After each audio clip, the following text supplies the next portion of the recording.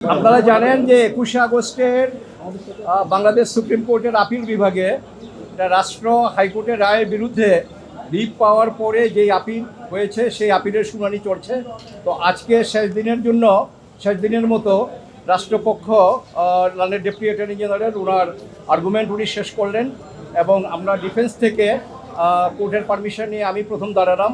আমার defence team mister Shishir Monir, barrister Kaiser Kamal, barrister Badruddoza বাজন and all my learned friends they were with me.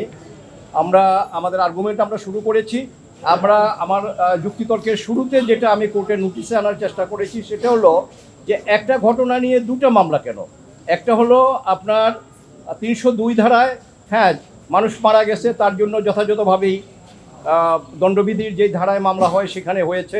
আবার আরেকটা chargesheet আসছে আপনার এক্সপ্লোসিভ সাবস্টেন্স অ্যাক্টের 3 এবং 4 ধারায়। এক্সট্রিম মশার কয়েল প্ল্যান্ট ফাইবার দিয়ে তৈরি, ডেঙ্গু চিকুনগুনিয়া বাহি সহ যে কোনো মশার বিরুদ্ধে দেয় এক্সট্রিম সুরক্ষা। সেটা হলো যে আপনার ওই গ্রেনেড বিস্ফোরণের জন্য।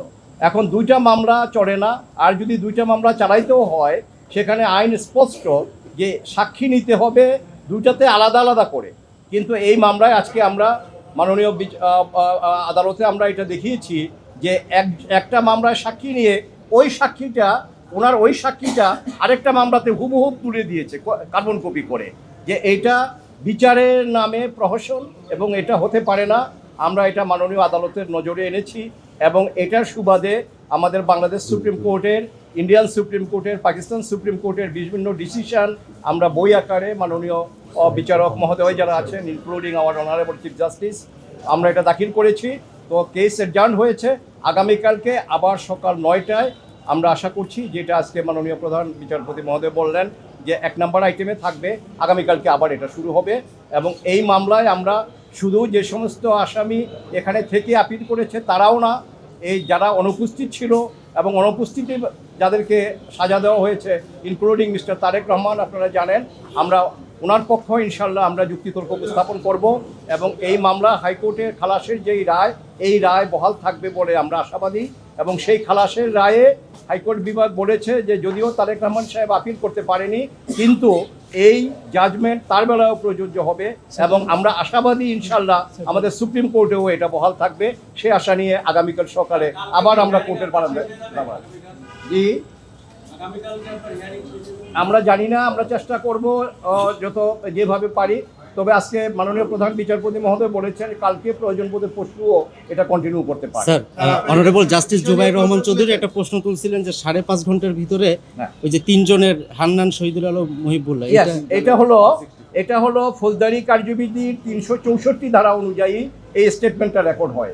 164 ধারা মতে যে জবানবন্দি, এই জবানবন্দিটা রেকর্ড হয়, প্রসিডিউরটা হলো 364 সিআরপিসি।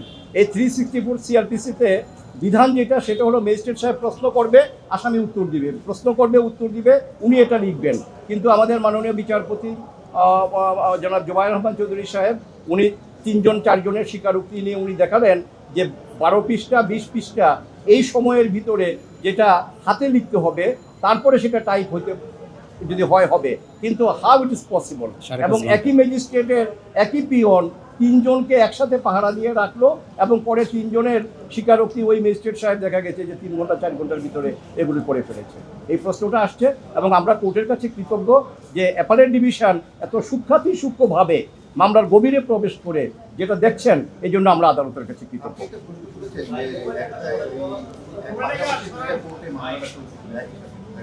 পাশাপাশি 2টা কোর্টে না, একটা কোর্টে। এটা হলো ডাবল জিউ পার্টি, এটা ডাবল ট্যাক্সেশন, এটা ডাবল জিউ পার্টি যে এটা আসামির প্রতি অবিচার করা হয়েছে। কারণ আমি অপরাধ করেছি, অপরাধের জন্য একটা বিচারই যথেষ্ট, কিন্তু এই 2টা বিচারের নাম করে এই আসামিগুলোকে আপনার দুইভাবে একই মামলায় 2টা বিচার করে 2টাতে ফাঁসি দেওয়া হয়েছে। 7 মার্ডার কেসটা এখানে বিচারাধীন, ওটা সম্বন্ধে এত বেশি বলা যাবে না। তো 7 মার্ডার কেসে যেটা 4 জনের মার্ডারের জন্য একটা, 3 জনের মার্ডারের জন্য একটা, আমি লয়ার ছিলাম সেটা আমার মনে হয়। একটা প্রশ্ন সেটি হচ্ছে যদি কোর্টে যদি এই ধরনের প্রশ্ন আসে, 1 লোক মারা গেল, 24 আহত হয়েছে, সব আসামি খালাস, তাহলে এই দায়টা আসলে কার? এটা এখন আমরা শুনেন না, এটা কেউ বলতে পারে না। এটা আসুক, দেখা যাক কোর্ট কি রায় দেয়। তবে মামলা আপনার রায় দেওয়া বিচার নিশ্চিত করাটা এটা রাষ্ট্রের দায়িত্ব। তো রাষ্ট্র যদি তার ইনভেস্টিগেটিং এজেন্সির মাধ্যমে সেটা ভুল করে এবং যদি ভুল হয়ে থাকে তার জন্য যদি ব্যর্থ হয় তার জন্য আমরা আসামি পক্ষ আমরা কি বলবো, আমাদের তো কোনো এটা জবাব নাই। স্যার ওই যে ফার্দার ইনভেস্টিগেশন আর সেকেন্ড কনফেশন এই দুইটা নিয়ে একটু যদি বলেন।